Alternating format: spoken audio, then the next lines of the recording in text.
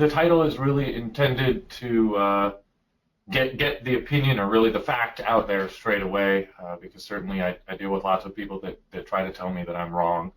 Well, I think that occurs in my life normally as well. And so what I have here is just a funny picture that I saw, or I guess it's really a Photoshop on the left of "Welcome to Oklahoma, home of the Quakenado." So not only do they have tornadoes, they have a lot more earthquakes than we do here in California at this point. And on the right is a photo of some damage at Benedictine Hall at St. Gregory's University in Shawnee, Oklahoma, about 15 miles away from the 2011 Prague, Oklahoma earthquake. And so this is just some damage from one of the recent induced earthquakes. And as someone originally from California, I really was surprised that, as a seismologist, that I'd wind up spending more time in the central United States than I do in California.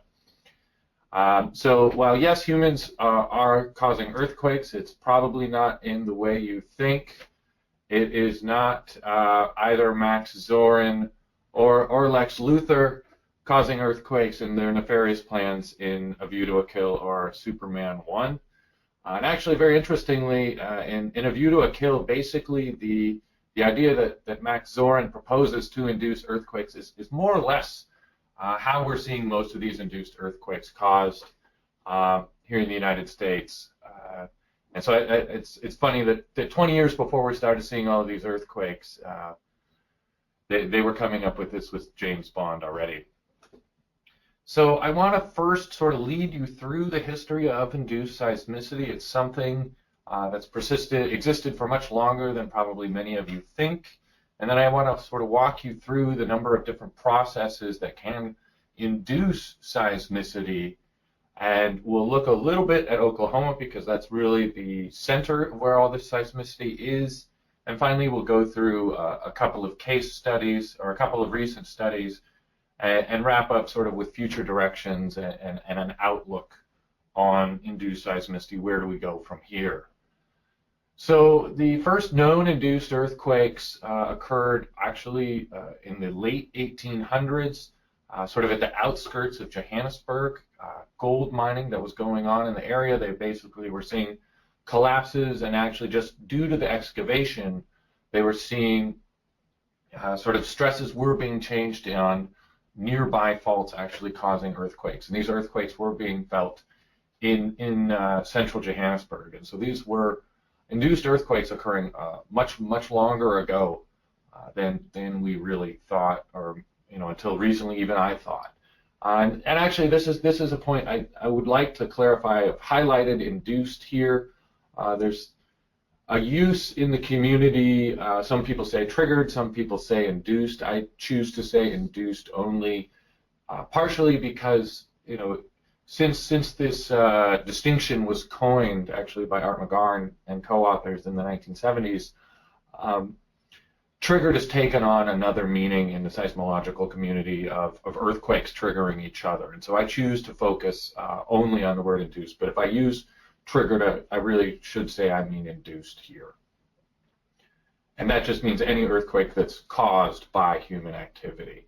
So these earthquakes first were observed in 1894, and shortly thereafter, a seismological laboratory was established in Bochum, Germany, to specifically study induced earthquakes. And a dozen years later, there was actually the first seismic monitoring network specifically looking at induced earthquakes at a coal basin in Poland. So this is something that people have been working on for over a century. It's really just heated up again in the last 5 to 10 years, but it's something that has been known about for a very, very long time. So mining-induced seismicity is sort of the first known kind of induced seismicity, but oil and gas-related seismicity is sort of the second kind of induced seismicity that was discovered. And this is a photo of Goose Creek in the late 1920s. You can see there's a whole lot of oil derricks in the area. They're sucking it dry. This is just to the east of Houston. And what they actually saw is they saw many, many feet of subsidence due to the extraction of the oil. And so by relieving the stress, the weight of this oil being pulled out, that again is changing the stress on nearby faults, causing earthquakes that were felt in the town of Houston. And so now we've seen both mining and oil production related earthquakes. Then in the 1930s, the massive reservoir that is Lake Mead started to be filled, and shortly thereafter people started feeling earthquakes. And what again we believe is happening is by adding all of this weight of the water is changing the stress conditions at depth, and this is sort of what's pushing along earthquakes on faults that would not have otherwise moved. This is a recent photo showing how low the lake levels are in Lake Mead. Hopefully it's filled up a little bit since then. So what are the characteristics of induced earthquakes? Typically people think of induced earthquakes as being spatially correlated to some sort of human activity that could cause it. So mining, energy activity, filling of reservoirs. So we expect it to be close by. We expect them to be occurring, close in time. That the earthquake should be starting shortly after this causative action, and we expect these earthquakes to be near surface. Now, while these are sort of things we expect, these are not hard and fast rules. I can provide you examples of induced seismicity that violate any one of these, and I probably could come up with an example that violates all three of these. So these are not hard and fast rules. It's a good way to sort of start screening things, but this does not guarantee if you don't have earthquakes that are close, maybe you're 15 or 20 kilometers away, those still could be induced. And so we don't want to really pigeonhole ourselves and follow these incredibly closely. They should be considered, but they're not the final rule. So why are induced earthquakes suddenly an issue? Hopefully everybody out there has seen this plot or something like it, showing the cumulative count of magnitude 3 and larger earthquakes in the central United States. And what you can see is from 1973 till 2009, we're pretty much rattling along at a pretty consistent rate. You see some little bumps here and there, but the average rate is about 21 or 22 magnitude 3 earthquakes.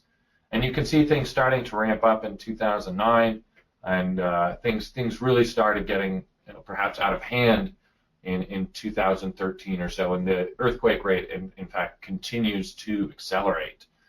So we've now seen over 900 magnitude 3 earthquakes in Oklahoma alone in 2015, and that is in fact more magnitude 3 and larger earthquakes that we saw in the entire central United States from 1973 to 2008. So that's a pretty remarkable statistic. Another reason these earthquakes are an issue is it's not just magnitude 3s. We're seeing magnitude 4s, magnitude 5s. And so then we're starting to see some damage from these earthquakes. And these are two photos from the magnitude 5.3 Trinidad, Colorado earthquake in 2011.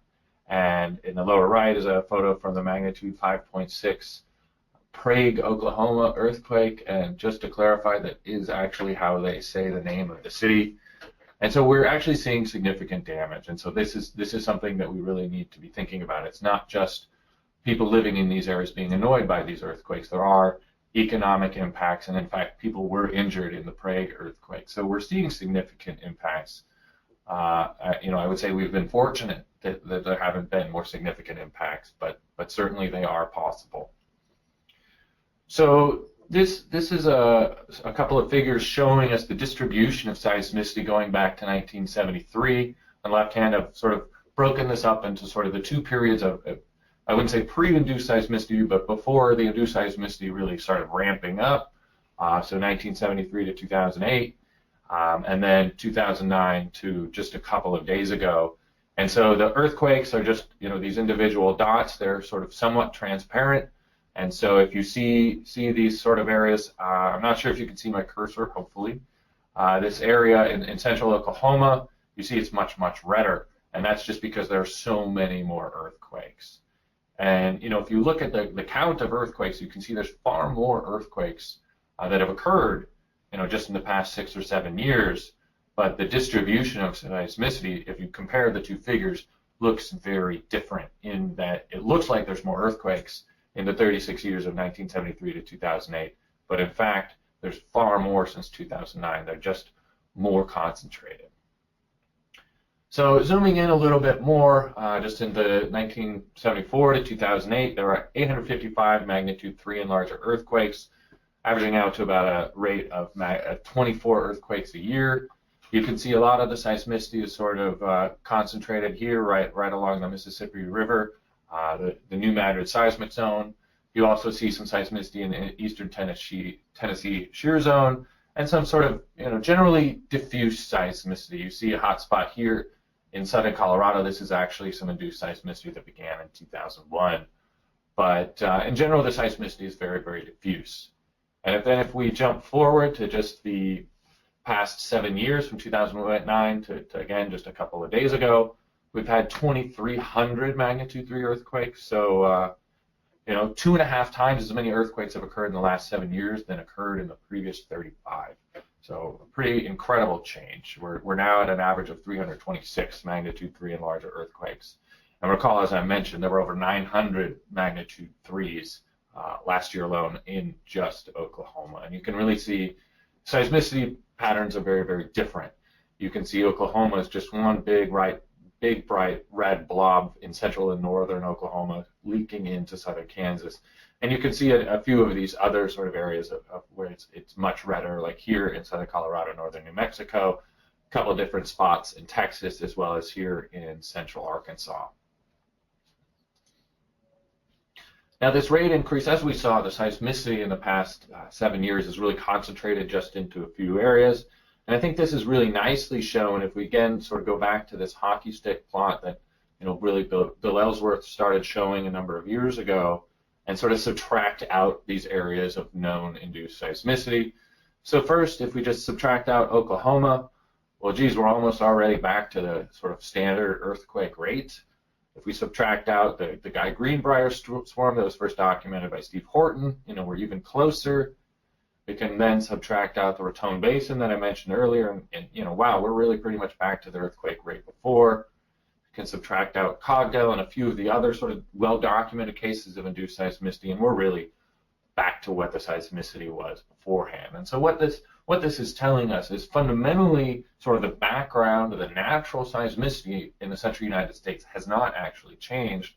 It's just these areas of known induced seismicity have dramatically changed. They have dramatically increased seismicity, and that is why we see this increased earthquake rate. And if all the industrial activity that was causing these earthquakes went away, I would anticipate that the background seismicity would more or less go back to where we were, a number of years ago. So fundamentally, we can say that these earthquakes are being caused by oil and gas operations. And I just like this nice sunset photo of a pump jack with the account of earthquakes overlaid on top of it. So now I want to go through what a number of these oil and gas operations are. I'm sure a number of people out there think that hydraulic fracturing is responsible for all of these earthquakes, and well, the short answer is no. It is in fact not responsible for very many of these induced earthquakes. You can see it's a incredibly complicated process. As you can see up here to the upper right, there's pipes and hoses going everywhere. I've been out to a couple hydraulic fracturing sites, and it really is quite an impressive operation. Now, the largest earthquake we believe to have been caused by hydraulic fracturing was a magnitude 4.6, and we'll go into how all of these processes can cause and induce earthquakes a little bit later. This 4.6 is actually a little bit under debate. 4.2 or even maybe high threes, I would say we're more certain that these are being induced by hydraulic fracturing. But possibly we're seeing earthquakes as big as magnitude 4.6. Oil production, so basically extraction, all of these nodding donkeys that you see here. The biggest earthquakes that we've seen was a series of 2 magnitude earthquakes in the late 1970s and early 1980s in Uzbekistan that we believe were caused by the actual extraction of oil in a massive oil field near Azle.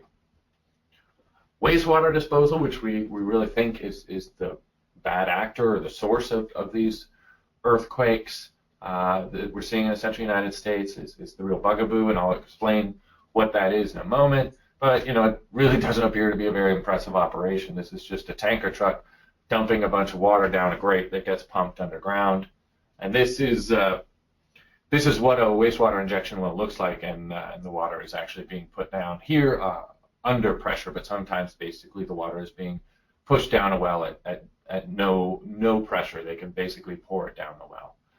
And the other oil and gas operation that we'll talk about a little bit is known as enhanced oil recovery or secondary recovery, where they're injecting fluids back into an old production well with the hopes of extracting more oil. And the biggest earthquakes caused by wastewater disposal so far, and that's really important, is that so far these are the biggest that we've seen, is a 5.6 from wastewater disposal, and EOR only a 4.5.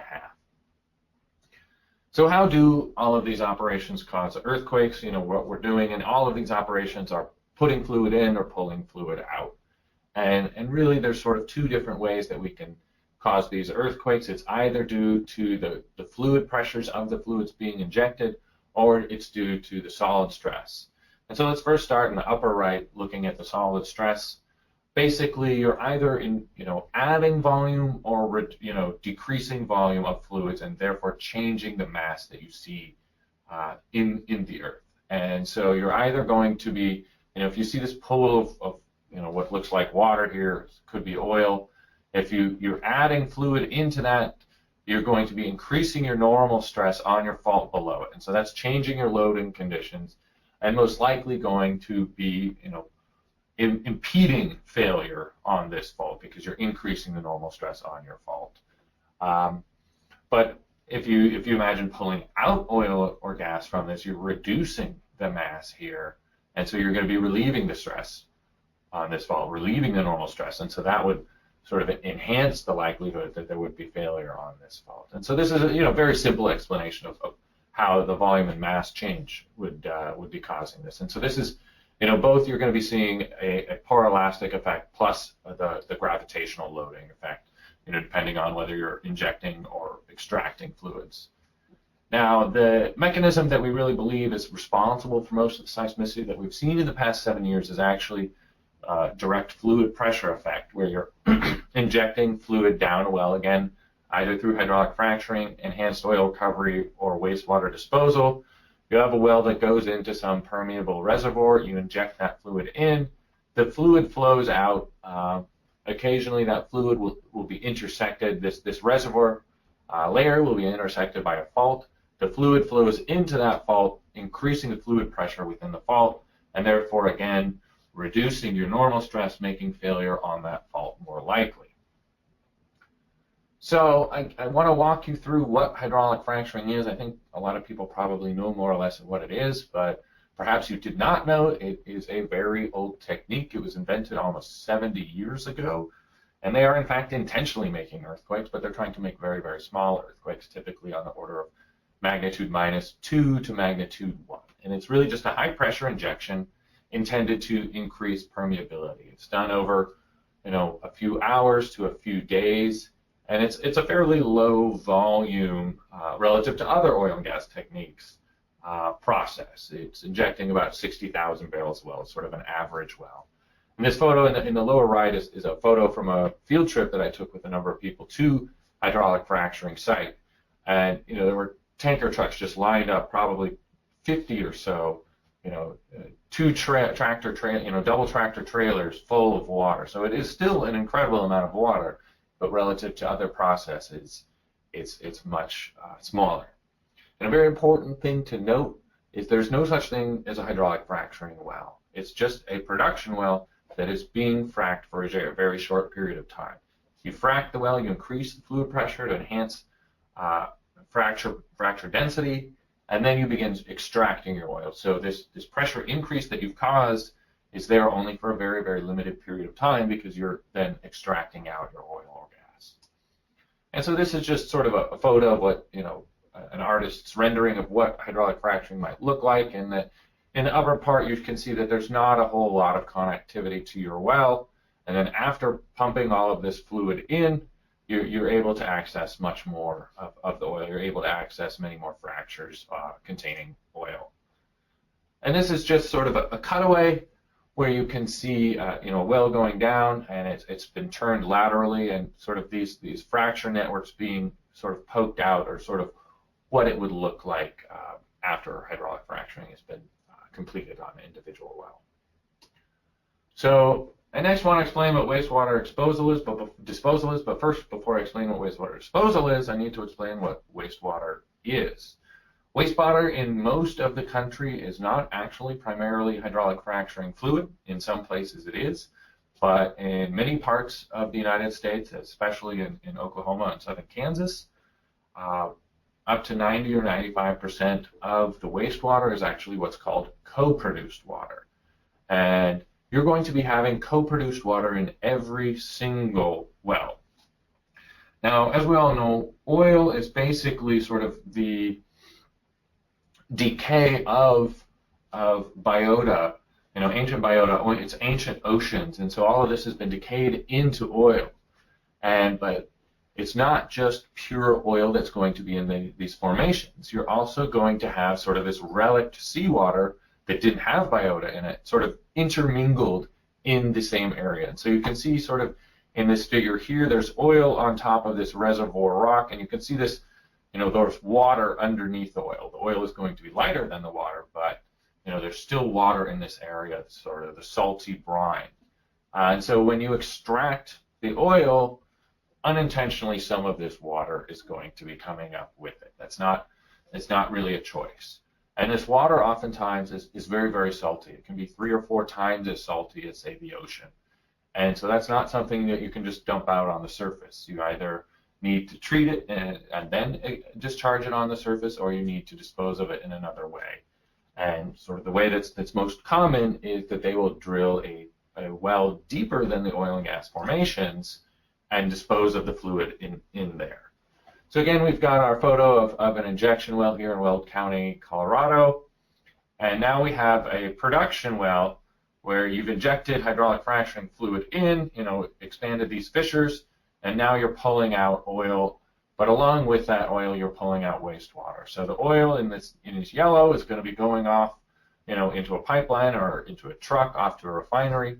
But the salt water that's coming out with it is going to be put probably into storage into a wastewater pit, and then trucked or taken by pipeline to an injection well. And so they drill this injection well into some, fairly porous rock. They're obviously going to be injecting into the rock that's going to take the most of the fluid. So commonly it's a sandstone or a karst formation, and they're going to be pushing the water into this formation, generally at as low fluid pressure as possible. Now these are very different from hydraulic fracturing in that wastewater disposal wells are going to be operating for years or even decades. They're going to be injecting at much higher volumes, or at least the largest ones. Some of these wells inject over 1 million barrels a month. And right now there are about 35,000 operational injection wells, or disposal wells in the United States. And some of these, but not many, the lion's share of these 35,000 wells have not been connected to felt earthquakes. And so here you can sort of see how this might cause an earthquake. You can see the fluid sort of finding their way into a fault and penetrating that fault. And an important thing to clarify is that the fluid doesn't actually have to get all the way to the fault. It's just the fluid pressure. And so just by the act of the fluid going into this formation, it's going to increase the pressure throughout this formation, and that can reach it. So if you think about, say, the brakes in your car, when you step on the brakes, it's not as if the brake fluid that your foot is connecting to is going all the way to the brakes. It's just the fluid pressure that's being transferred. So the water doesn't actually have to transfer all of this way. And so, it's the differences between wastewater and hydraulic fracturing that really sort of explain why wastewater injection is the source of most of the earthquakes that we're seeing as opposed to hydraulic fracturing. First, wastewater injection is much more long-term. It's going to be going on for years or even decades, whereas fracking is going to be hours and days. And so our exposure time to these stress changes is going to be much longer for wastewater disposal, meaning you have a longer period of time to cause these earthquakes.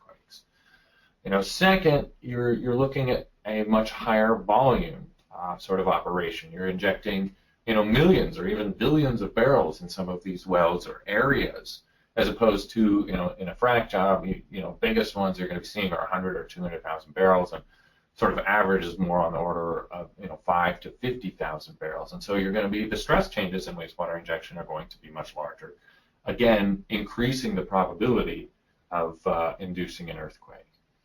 And there are far fewer wastewater injection wells, about 35,000, and there's been over 1 million wells that have been fracked in the United States alone. And we've seen again many more felt earthquakes associated with wastewater injection than we have with hydraulic fracturing. And there have been, as far as I know, no damaging earthquakes caused by fracking, and at least 20 damaging earthquakes caused by wastewater disposal. So I next want to very briefly sort of walk you through the two most classic cases of induced seismicity. First is the Rocky Mountain Arsenal. This is really where fluid injection was first observed to be causing earthquakes. The Rocky Mountain Arsenal is just outside of Denver, and at the time in the 60s they were making chemical weapons, and as you might guess, there were a whole lot of nasty fluids that they had to get rid of. So the Army drilled a deep well and started flushing it down that well. And shortly after they started injecting, there started to be some earthquakes that they were detecting. And what you can see in this figure is on the bottom is millions of gallons of fluid injected per month, and the count of earthquakes near that well. And you can see shortly after injection began, the seismicity began. And then they turned off the well for over a year in late 1963 to 64, and you can see the seismicity tailed off. They turned the well back on in mid to late 64, and again the seismicity increased until they actually shut it down in late 1965. And so you can see the very nice temporal correlation really suggests that the fluid injection is causing these earthquakes. Interesting thing to note is looking at 1967, so we're now a year and a half after injection stopped, and that all these dots here are showing you the locations. We're looking at the cross-section at the bottom. All these dots here are showing you the locations of the earthquake, and we can see the well goes down a couple of kilometers, and you can see that there's nearly no seismicity within 5 kilometers of the well, showing you that the fluid pressure has somewhat dissipated away from right near the well and increased the fluid pressure at greater distances. And so this is, this is sort of one piece of evidence showing us that earthquakes can be induced at a significant distance away from an injection well. And another important lesson from the Rocky Mountain Arsenal is that the largest earthquake in this earthquake sequence happened over a year after injection stopped at this well. And so that really shows us that just terminating injection of a well does not mean we're going to stop having earthquakes immediately. Now the second sort of classic case of fluid injection induced seismicity was the Rangeley experiment. And this was a project undertaken by Jack Healy, John Bredehoeft, and Barry Raleigh, all part of the USGS here in Menlo Park. And Chevron was actually kind enough to give these gentlemen control of a couple of their secondary recovery wells where they were able to, inject it at as high pressure as they wanted or suck out all of the water. And so, they had the hypothesis that it was the fluid pressure that was causing these earthquakes. And so on the left two panels, in the upper part we're looking at cross-section, in the lower part we're looking at map view. And what you can see is, this first 6 months they're pushing in water pretty much as hard as they can, and so you can see there's seismicity just below the wells, and there's also some seismicity at significantly greater distance. And so this is 6 months. And then if we look at the right-hand two panels, we're looking at 1 year where they actually pulled out all of the water and basically returned the reservoir back to its sort of natural state as before oil and gas activity happened in the area, and basically the seismicity turned off. And so this was really showing that by going back to your original fluid pressure state, you've taken away the earthquakes. And so this is really showing us that fluid pressure is the controlling factor in determining whether or not you're going to be inducing earthquakes. So what's happening now? This is just an updated figure. Oklahoma now has more earthquakes than California. I've showed you this before. We had scattered seismicity with a few active fault zones, and now we're looking at just a few areas with many earthquakes, especially in Oklahoma. This is just a count of magnitude 3 and larger earthquakes in Oklahoma, up to date as of yesterday. As I mentioned, we saw over 900 magnitude 3s just last year alone in Oklahoma, and we're already up to 118. And so if you just multiply that by 12, we're gonna, the expectation would be that we'd have even more magnitude 3s this year than we did last year. And just to put this in perspective, for the 20 years, 1980 to 1999, we were averaging 1.5 magnitude 3s a year. So it's a dramatic change in the seismicity rate. Magnitude 4, same story. We've already had 8 magnitude 4s just in the past month in Oklahoma. So again, if you project this forward a full 12 months, we're going to have even more magnitude 4s than we did last year in Oklahoma. And just looking at the Oklahoma moment rate, the real obvious thing here is you see this big spike in moment. And this is really due to the magnitude 5.6 Prague earthquake, but there were a number of good-sized aftershocks and foreshocks here that sort of add up to this big spike. But you can see the moment rate really is sort of continuing to ramp up. And this spike that we're seeing here is the Fairview, Oklahoma earthquake that really kicked off just a few weeks ago. That's had 5 magnitude 4s just in the past month. So things are appearing to continue to ramp up. We've been fortunate not to see any magnitude 5 since 2011, but certainly a possibility. So I just want to show you an animation of the seismicity in Oklahoma from 2008 to just a couple of months ago. You can see at first, things are pretty quiet. We'll start to see some seismicity to the northeast of Oklahoma. In late 2011, we'll start seeing seismicity here. That's the Prague earthquake sequence coming up now. And then we'll start to see seismicity sort of moving to the northwest. This sort of central area here is known as the Hunton dewatering formation, and then we'll also see seismicity up right on the border, which is the sort of Mississippi Lime play, which are 2 different plays. And you can see now in very recent time, we're seeing a ton of seismicity in both of these plays, but the vast majority is actually occurring in the Mississippi Lime. And I should point out that the termination of the seismicity is purely artificial at the border. That's just based on the catalog. There is a fair amount of seismicity occurring in Kansas as well. And the increased earthquake rate does correspond with areas of increased injection. So just looking at these figures here, these are from a paper by Matt Weingarten and others that came out last year. What he's done is just looked at the change in total volume, so just basically an effect of how the rate is changing. If you look at sort of this middle panel here, this is looking at the injection rate 2006 to 2009, so when the seismicity started kicking off, generally near Oklahoma City and a little bit to the east. You can see sort of the reddish areas are close to Oklahoma City. These are where the seismicity is as well. These are the areas with high increased cumulative volume. And then if we look through 2013, now we're seeing the increased volume right here on the border in the Mississippi Lime area, again, where we're seeing the increase in seismicity. We don't see a dramatic change in injection in the Hunton formation, but I expect if we looked at 2014, we would start to see this increase. So we really can see that the seismicity is more or less tracking the change in injection in Oklahoma. So for Oklahoma, the earthquake rate as of last year is about 600 times higher than the historical rate, and we often have more magnitude 3s in one day than in entire years in the past. And just in the last 3 months, there have been 14 magnitude 4s. In the previous 100 years before 2008, there were only 13, so things have dramatically changed. And as of 2014, the earthquake rate in Oklahoma is now significantly higher than it is in California. And this is just a figure showing you the earthquake rate. This lighter color is showing you the California earthquake rate, and the darker one is showing you Oklahoma. And you can see that Oklahoma is much, much higher now than it is in California. So now I want to get to the couple of case studies of seismicity. I first want to look at a study of seismicity near Azle, Texas, and in my opinion, this is probably the best studied earthquake sequence, where they really sort of tried to take everything to ground and really model and understand everything that was going on. This is some work done by Matt Hornback and others, published last year in Nature Communications. And this earthquake sequence, well, it didn't have particularly large earthquakes, only magnitude 3s.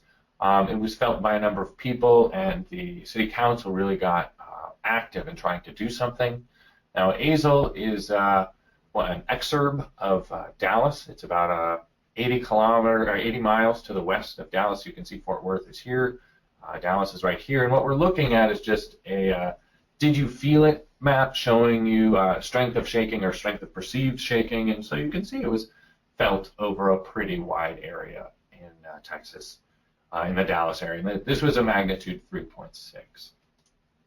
And I should actually point out, while I think this was a very nice study, the Texas Railroad Commission, who is the regulator of injection wells in the area, recently decided that they were not going to take any action based upon this study. They said they could not find a reason which study, whether it was the industry-supported study or this academic-supported study, they could not find scientific reason to prefer one over the other.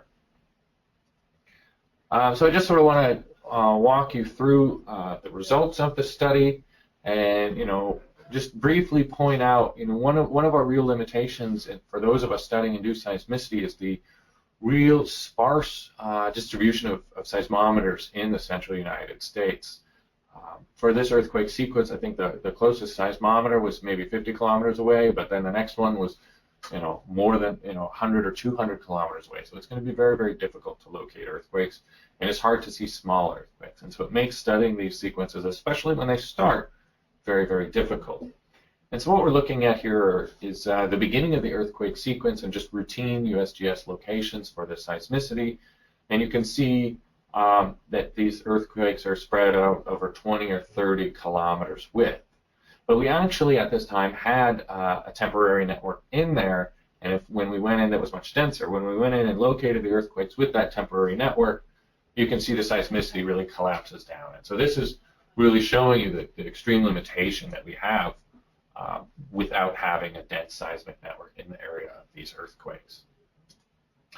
So what Matt and his colleagues at SMU and here at the USGS did is they wanted to understand what is the cause of this seismicity. And so you can see the seismicity sort of evolved over time. Color is reflecting timing of the earthquake, size is showing you the approximate magnitude, and you can see sort of things initiated a little bit sort of down dip and both propagated downward and upward. And you can see it looks like the seismicity actually split onto two different faults. Looking at the map on the left, you can see that there's a couple of injection wells, a couple of production wells, and sort of on the right-hand side, you can see that there's a very large reservoir called Eagle Mountain Lake. And so the authors of this study posed the question, why are there earthquakes near Azle? And as I mentioned, it really looks like there's a lot of different possible causes of these earthquakes. And we always have to ask the question, well, Texas isn't a very seismically active state. Is it possible that these earthquakes are natural? Are there lake level changes in Eagle Mountain Lake that could be causing this? Is there water table decline? Is that potentially causing these earthquakes? There was a very long drought at the time in Texas, which caused the lake levels to drop as well as the water table. Could it be these production wells in the Barnett Shale causing these earthquakes? Or is it wastewater disposal or some combination of these? So they first investigated the possibility that lake level changes were responsible for the earthquakes. And you can see on the left, this is just sort of showing you the lake level fluctuating over time from 2008. And you can see at the time of the earthquakes in the lower right, you can see that the level of the lake is significantly lower than it had been pretty much at any time except maybe late 2012. But they computed the stress changes associated with the lake level changes, so you can see the outline of the lake here on the right. And they've just made a color map showing you the stress changes associated with it, and you can see that the stress changes are really limited just to right to the area of the lake. The earthquakes are in the black dots over to the left.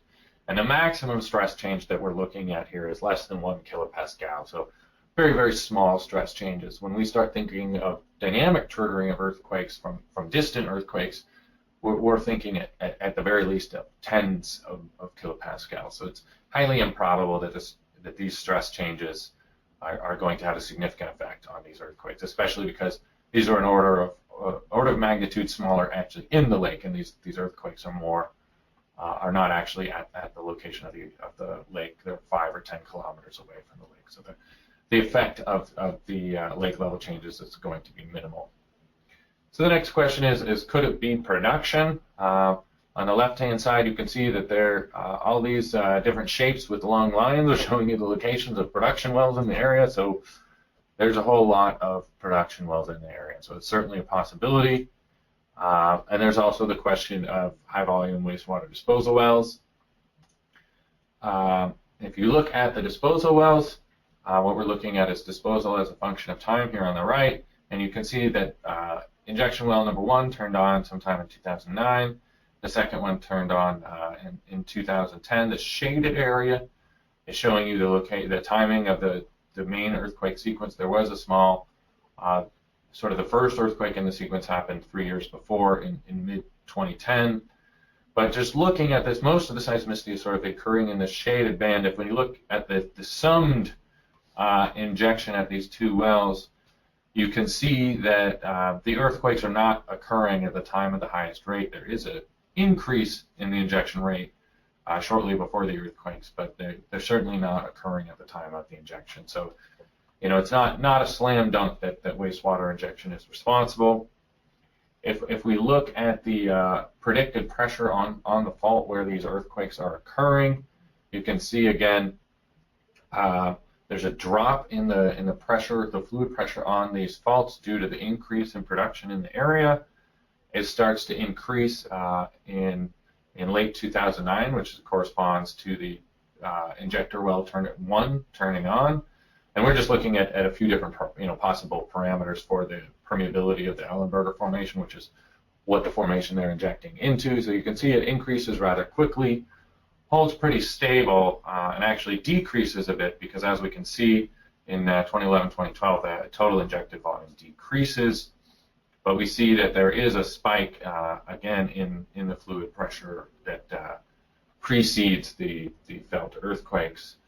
And if you look at, again, sort of an exploration of the parameters in the lower part of the permeability, you can see most of the seismicity really falls in this timing when the predicted fluid pressure is going to be highest. And so this is sort of showing us that the coincident change in stress due to the production as well as injection is causing these earthquakes. And we're just now looking in map view, and you can see that here in 2009 there's absolutely no injection, but you can see all of these different little pimples here are production wells, and we're seeing a reduction in the pore fluid pressure and can sort of step through time.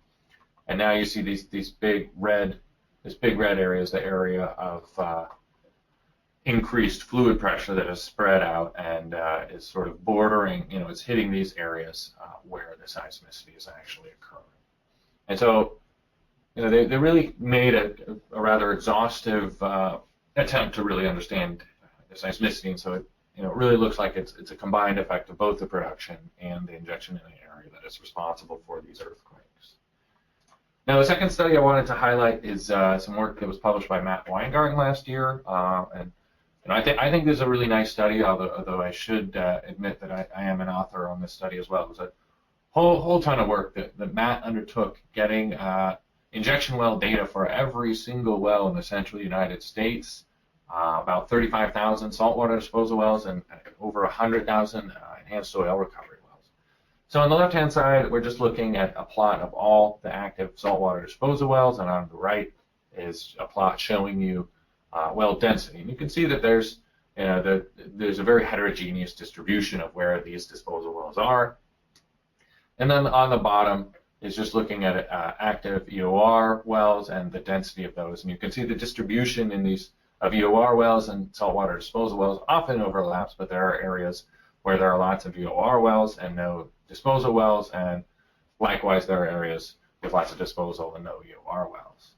And so what Matt did is then took the entire USGS catalog of seismicity all the way down to magnitude 0 And what we were really trying to understand is, are there areas with induced earthquakes that we don't know about?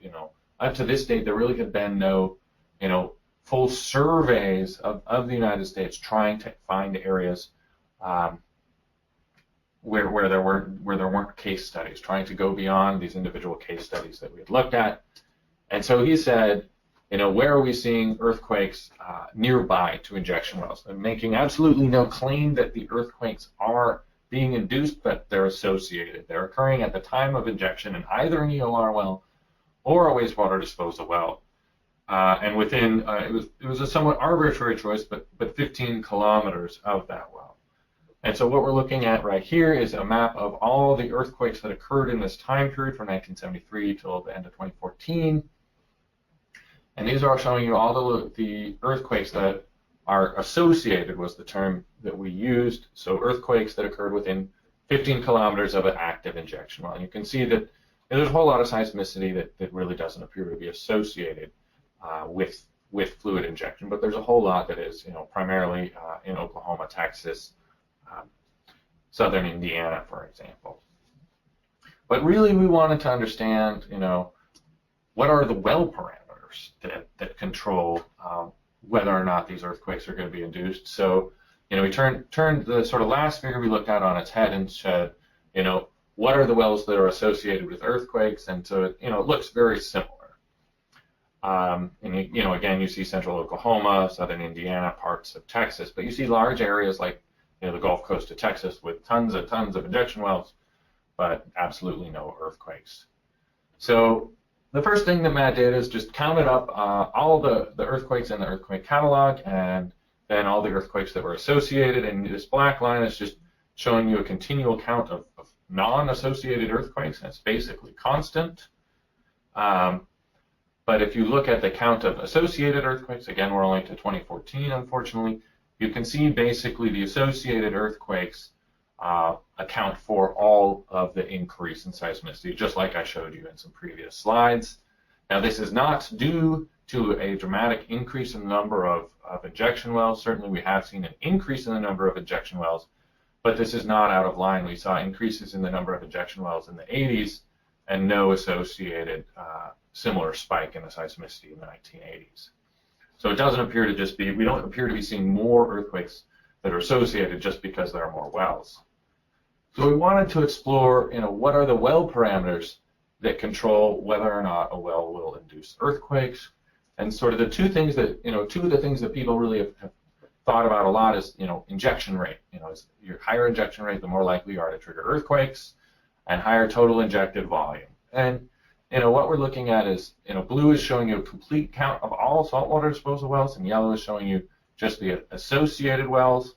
And you can see as you get to higher and higher injection rates and total injected volume, the percentage that you're seeing is increasing, in particular for injection rate. So what we're now looking at in blue is the percentage of associated wells, and you can see as you increase the injection rate above 100 or 200,000 barrels per month, you start increasing. And these dashed lines that you see here are sort of confidence bounds that we determined by bootstrapping. And so above these 95% confidence bounds, we're certain that what we're seeing is not just a statistical anomaly.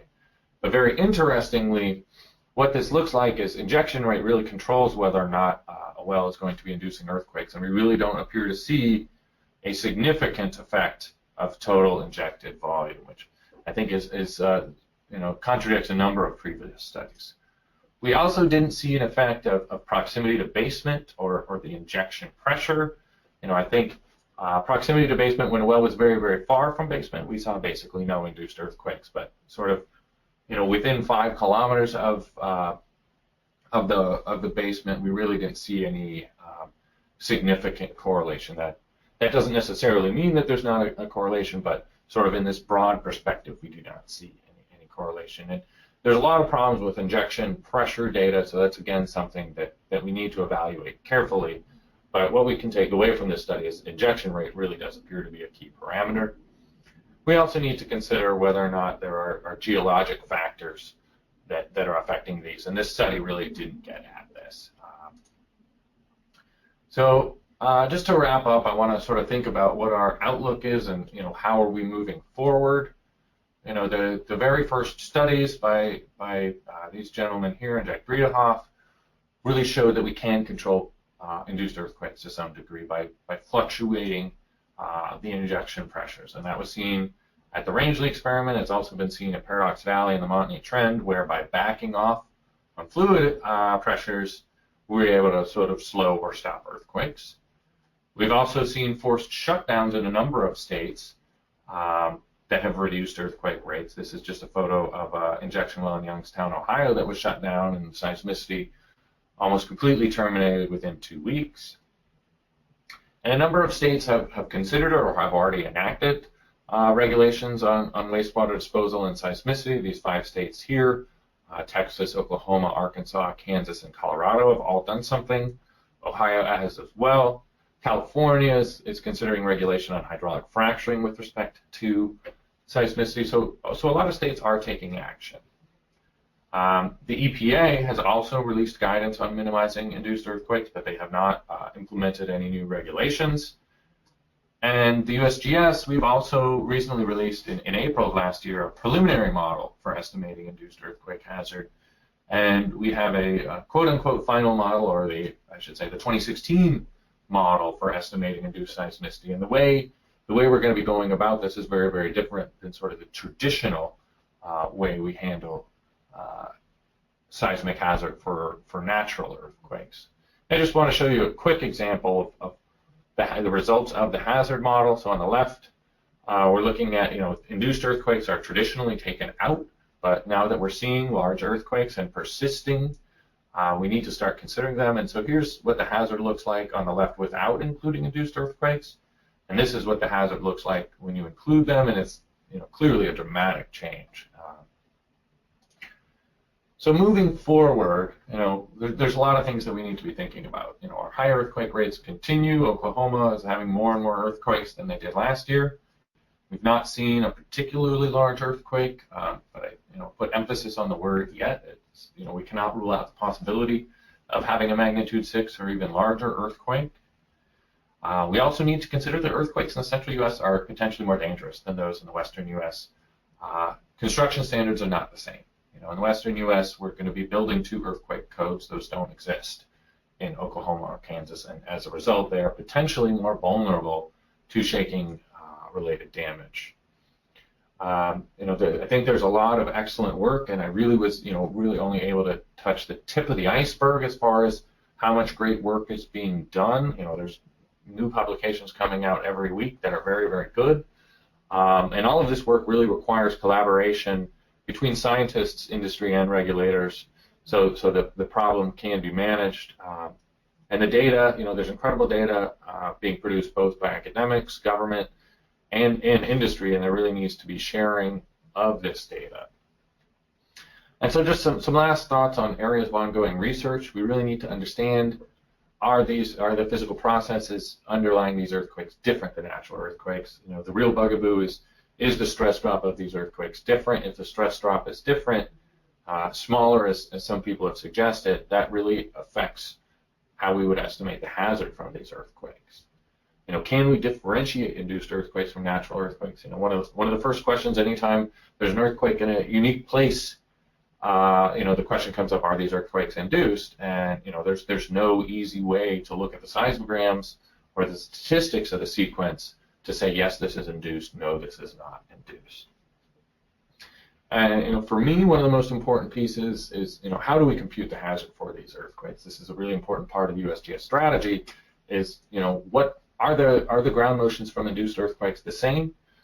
Can these earthquakes get to magnitude 7, magnitude 8? Are they limited to 5.6 or 6? And how do we handle these rapidly evolving sequences? The seismicity in Oklahoma, as you saw in that video, dramatically changes. And from a societal perspective, how do we use these hazard computations? And that's more something that regulators and risk managers have to be thinking about, but it's an important thing as far as what kind of research that we're doing to provide to them. And I'll just leave you here with this image showing 2 different special issues on induced seismicity and SRL, as well as the leading edge that came out last year. And I'll put in a plug in the lower left for a paper I published with Azle that sort of gives a plain English explanation about induced seismicity.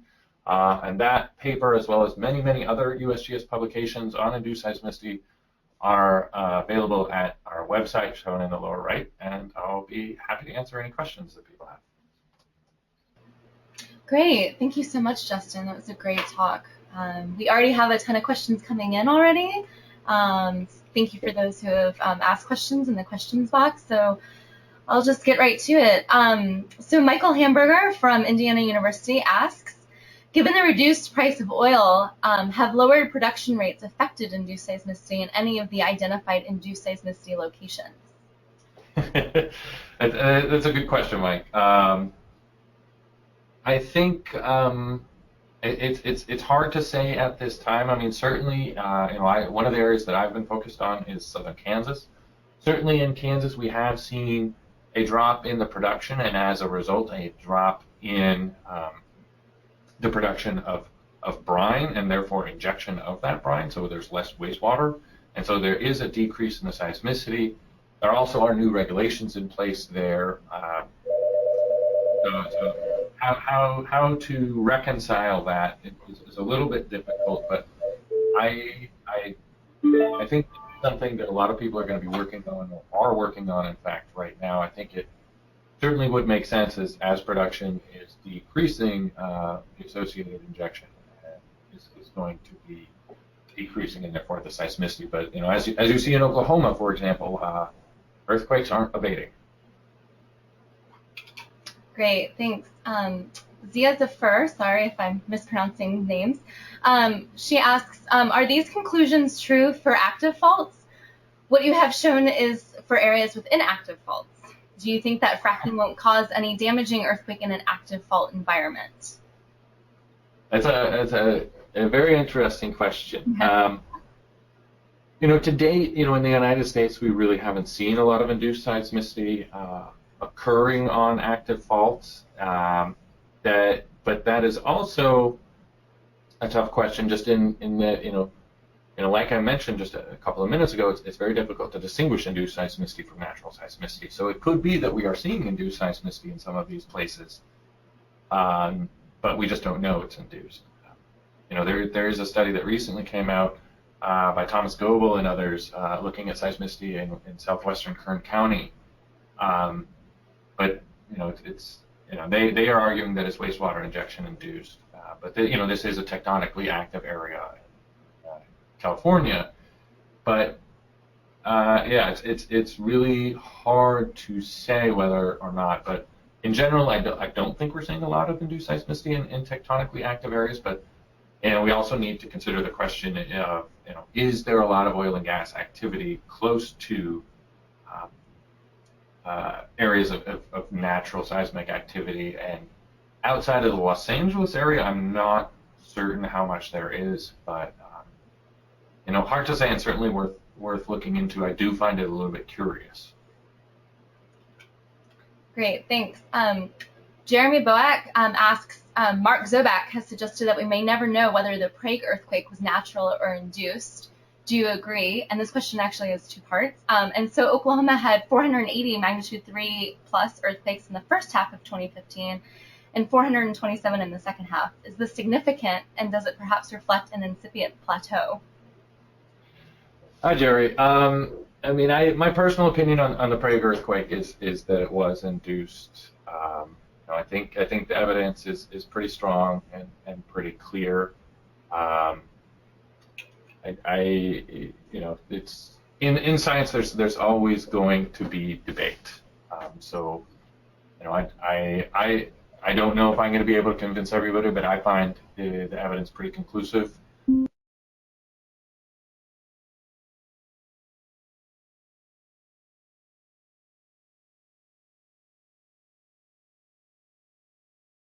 Also, geothermal field, the geysers, down at the Salton Sea, and a number of other areas. So the USGS is involved in studying geothermal related seismicity in a number of areas, as well as enhanced geothermal at the Newberry field in Oregon, USGS is also working on seismicity related to CO2 sequestration. So there's a lot of different sources of induced seismicity that are related to injection. I really focused this talk on oil and gas related processes because those are what appear to be responsible for the induced seismicity, or the dramatic uptick in induced seismicity that we've seen in the past 7 years. Great, thanks. So thank you for the more than 30 people that hopped back on to listen to the tail end of the questions. I'm getting another thanks, Debbie. So Debbie Weiser has a question. If an earthquake fails your criteria, like spatially close or temporally tied to a source or near the surface, can you discuss what pieces of evidence would help to determine if an earthquake or earthquakes were induced? Thanks for the tough question, Debbie. It is challenging. I mean, I think there probably is a bit of a higher bar. In general, I think, undertaking numerical modeling studies is going to be really one of the best ways to show this. There's this study by Katie Karanin and others, looking at the Jones earthquake sequence, where they argued that the earthquake sequence that was over 20 kilometers away from some injection wells was being caused by those injection wells, and I think they really accomplished that by using these numerical models. I think that's the easiest to make that case. I mean, if you somehow had access to all sorts of monitoring wells, I think that would probably be even more compelling if you were able to track the fluid pressure, or even if you were able to track the fluid pressure, in the area of your earthquakes.